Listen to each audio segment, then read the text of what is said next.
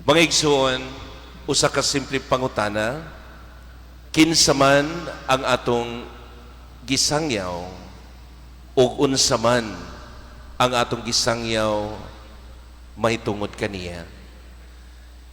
Kini maong mga pangutana nagpahinumdum kanato diha sa atong relasyon sa Dios. O kini base usab sa atong mga pagbasa karon. Sa unang pagbasa,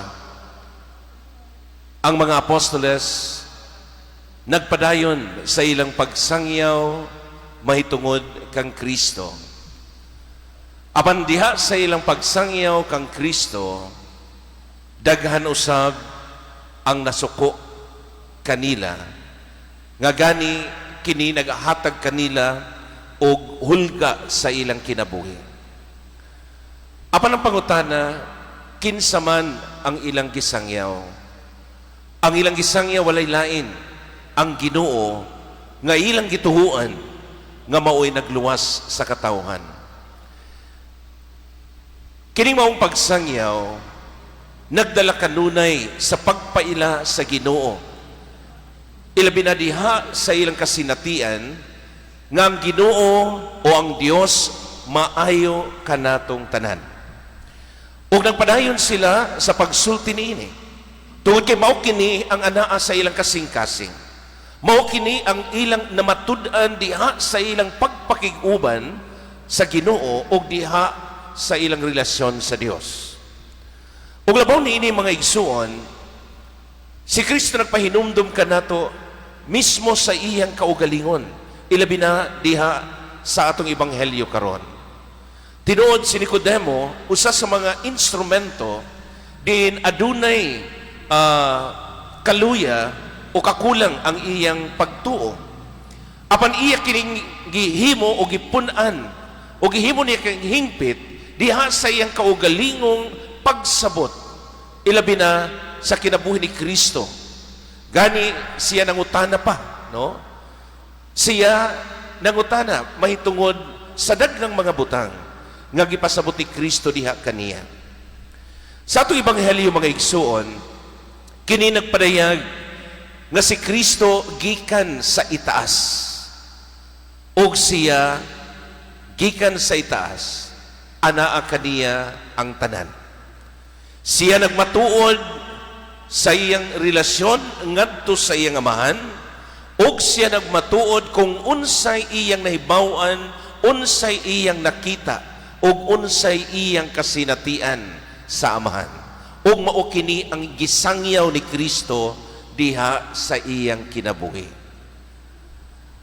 Ikaduha mga igsuon, si Kristo nagdala sa Espiritu sa amahan. Nga buti pasabot ang iyang ipamulong, ang iyang pagpakita sa iyang kasinatian ngadto sa katawhan, kini usab nagpadayag nga siya anaa sa amahan ug ang amahan anaa kaniya. Siguro alang sa atong kasinatian mga igsuon, kung kita mupuyo diha kang Kristo, kung kita makighiusa, makiguban kaniya, ilabi na diha sa pagpadayon, sa pagsangyaw sa ebanghelyo, kita usab makabaton sa Espiritu sa Dios. Mabitaw usahay nga moingon ta sa atong mga o sa atong pagsangyaw nga wala man ko'y talento mahitungod niining mga butanga. Dili man ako mahibalo musangyaw sa mga pulong sa Dios.